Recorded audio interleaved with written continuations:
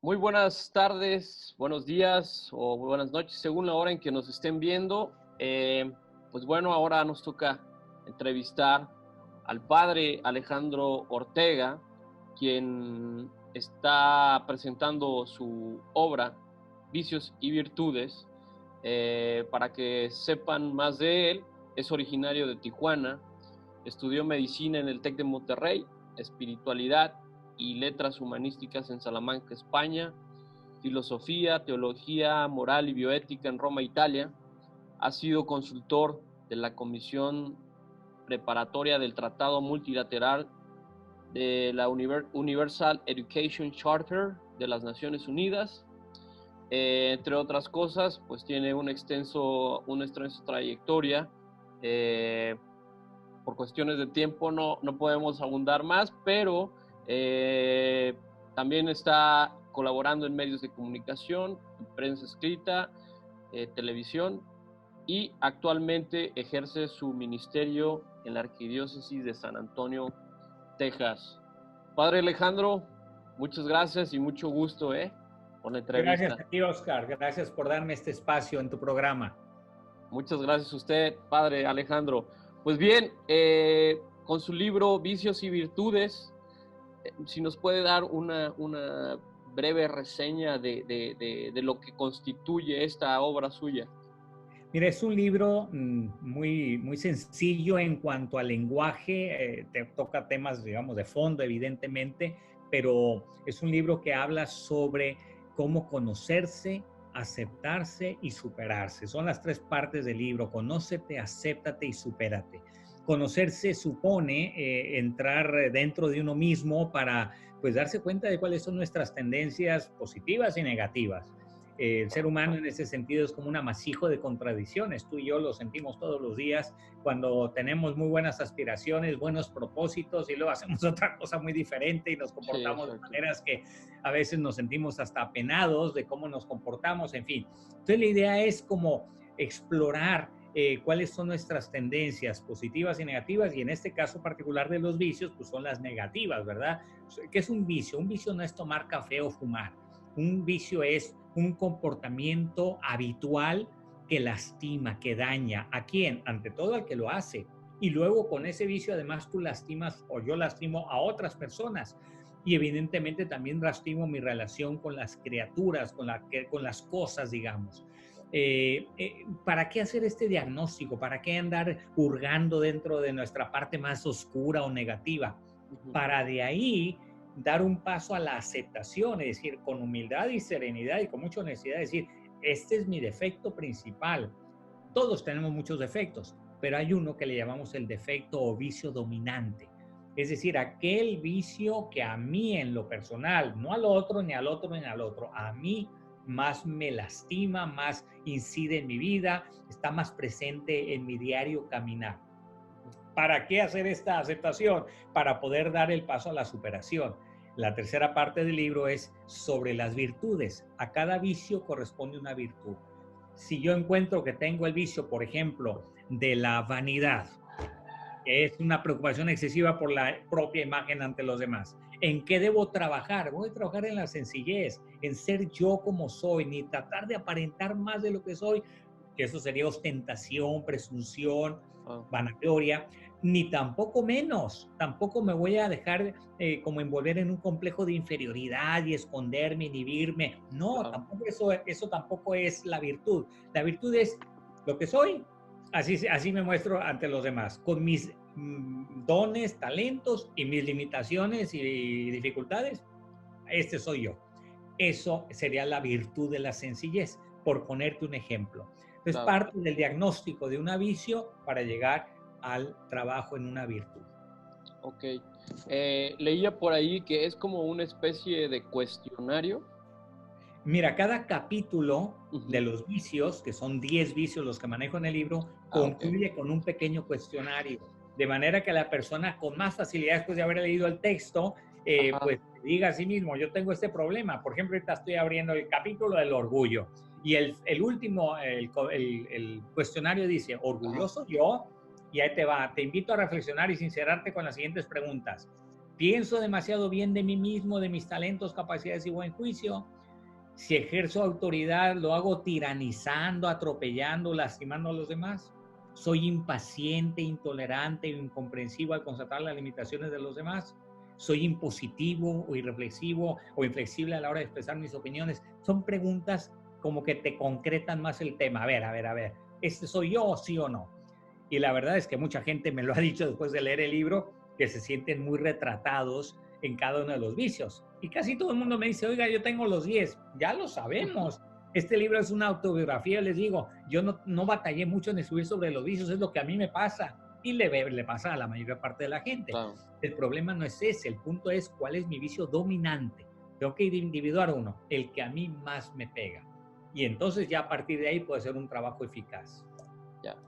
Esto de conocerse, aceptarse, me recuerda un poquito a aquella máxima que dice, hombre, conócete a ti mismo, ¿no? De un griego. Sí, ese es el oráculo de Delfos. No sé si Autón, que es una frase que está inscrita, eso es la entrada a un templo donde pues se supone que en los griegos iban a tratar de encontrarse consigo mismos y el no sé si Autón era la máxima de la filosofía griega, en cierto modo. Conócete a ti mismo. De hecho, en cierta ocasión le preguntaron a un filósofo griego, Tales de Mileto, que cuál era la cosa más difícil para el ser humano. Y él respondió, conocerse a sí mismo. Es una tarea inacabada. Eso siempre hay que trabajarlo. Sí, sí, por supuesto. Por supuesto, y es una labor difícil porque creo que difícilmente sabes ser juez de uno mismo y decir, bueno, pues yo tengo estos problemas, ¿no? Sí, aunque uno evidentemente como tú te cargas a ti mismo, pues es importante que te hagas una introspección, dicen los psicólogos, que te veas desde dentro. Claro, Pero ahora que me haces este comentario, yo siempre digo, también tomándole otro autor, que hay 4 versiones de cada ser humano. Tu versión pública, que es lo que tú sabes de ti y los demás también. Luego tienes una versión privada, que es lo que tú sabes de ti y los demás no saben de ti. No tienes claro. una versión oculta que es lo que tú no sabes de ti y los demás sí saben de ti. Lo que tú no ves y ellos sí ven. Y hay Sí, una cuarta versión todavía que lo que tú ni los demás saben de ti, solo Dios, solo el misterio de tu persona. Y eso es lo que tú vas descubriendo pues con el tiempo, con los años, te va llevando sorpresas todavía en el descubrimiento de ti mismo. claro. Y la forma de resolver esto me parece muy, muy sencilla desde el punto de vista de que hay como un paralelismo, ¿no? Vicio, la sombra y virtudes, las luces. ¿Cómo componer esas sombras? Pues con la luz contraria de lo que representa, ¿no? Ante mucha soberbia, mucho orgullo, sencillez. Ante la pereza, pues el trabajo, ¿no? Así es. La parte compleja tal vez podría ser el cómo. Exactamente, bueno, por eso la descripción de cada una de las virtudes hacemos también una pequeña estructuración de la virtud de manera que se vea más fácilmente en qué consiste esa virtud. Es decir, Ya, qué tipo de actos debo hacer yo para conquistar esa virtud. Y ya, uno de los capítulos del libro es el haz un programa de vida. A partir del diagnóstico de tu vicio dominante y quieres trabajar en la virtud opuesta, cómo hacer un programa de vida que sea muy concreto, con propósitos muy prácticos, digamos. Y esa es la metodología que se propone en el libro. Ok, es decir, no solo viene el acto de hacer consciente esta información, sino también ejercicios de cómo ponerlos en práctica. Evidentemente, hay una metodología dentro del libro y Ya, esa metodología se cristaliza, por decirlo así, en el programa de vida, lo que llamamos el programa de vida. Y también el último capítulo habla de la decena vital, que es cómo articular tu vida, cómo estructurarla o balancearla de manera que favorezca la virtud y no el vicio. Una persona que vive muy desordenada, que mal come, mal duerme, trabaja de más, nunca hace ejercicio, es vulnerable, es muy proclive a cualquier vicio. Fácilmente va a encontrar una fuga porque no está balanceado en su vida. Una persona ordenada, equilibrada, que trabaja, pero que también sabe descansar, que hace ejercicio, que tiene buena interacción con los demás, va a ser menos vulnerable o ok, va a estar menos expuesta a ciertos vicios. ya, ya. Por ejemplo, me gustaría que toquemos un ejemplo inmediato. Ok. Actualmente por este tema de las redes sociales, he Sí, visto que, bueno, usted ha visto cómo en Instagram pues hay muchas personas que son muy obsesivas por presentar sus bienes, por demostrar sus bienes, sus cuerpos, tanto mujeres como hombres. Me parece que ahí pulula o fluye el tema de la vanidad. ¿Cómo, cómo, cómo, cómo trabajar este tema? mira, yo creo que en el fondo, pues todas las virtudes que se oponen a la vanidad, al orgullo, a la Ok, susceptibilidad, la virtud de fondo se llama humildad. Y la humildad. humildad, decía una santa por ahí, Santa Teresa, la humildad es la verdad. Ahora, esta verdad que yo tengo, es decir, quién soy yo realmente, sin tratar de aparentar de más ni de menos, pues tiene ciertos momentos o espacios de expresión naturales. Por ejemplo, es perfecto que yo desarrolle mis talentos para ponerlos al servicio de los demás. Si una Claro, persona, por ejemplo, está dotada de especiales cualidades de liderazgo, de gobierno, de dirección, pues qué bueno que lo pongan de líder de un equipo, de una empresa, de un partido político. Ahí va a encontrar espacio ese talento que esa persona tiene. claro. Malo cuando sacas el talento de su espacio natural y lo quieres presumir. Y eso es lo que sucede, como tú dices, ¿no?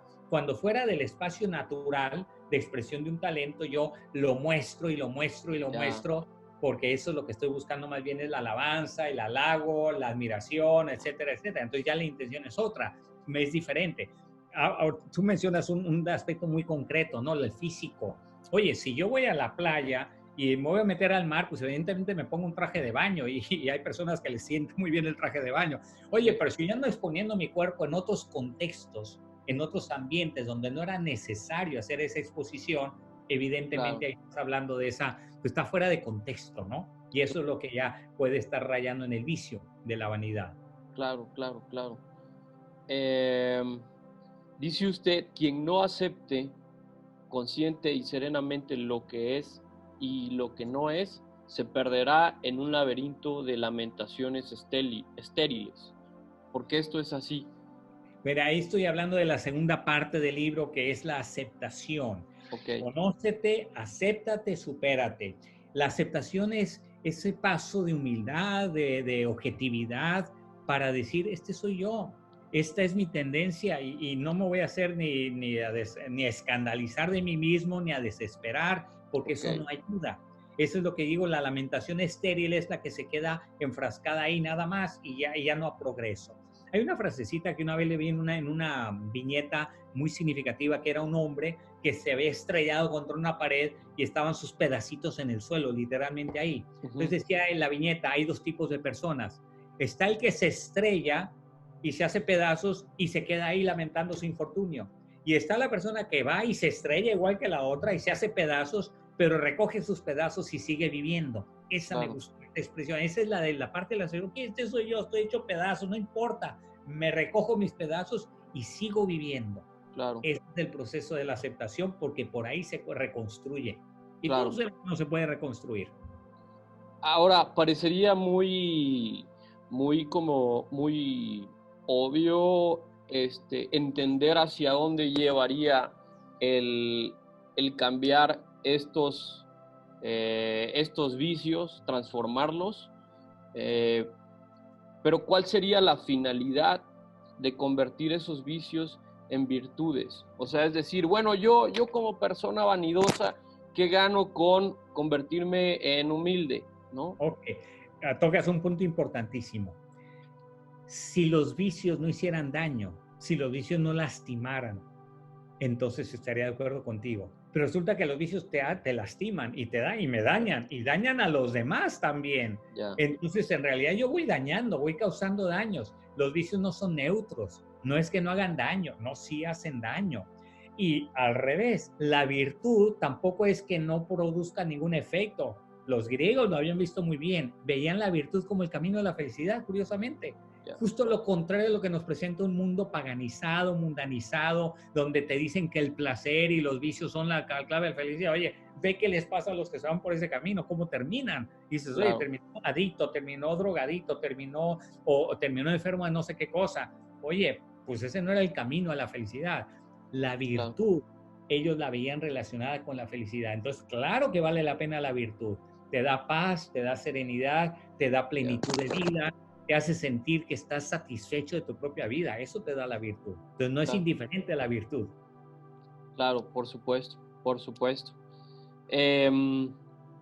Pues estamos ante cambios tan vertiginosos actualmente y abruptos por los que estamos pasando en el mundo, tomando como referencia de esto que digo, la pandemia.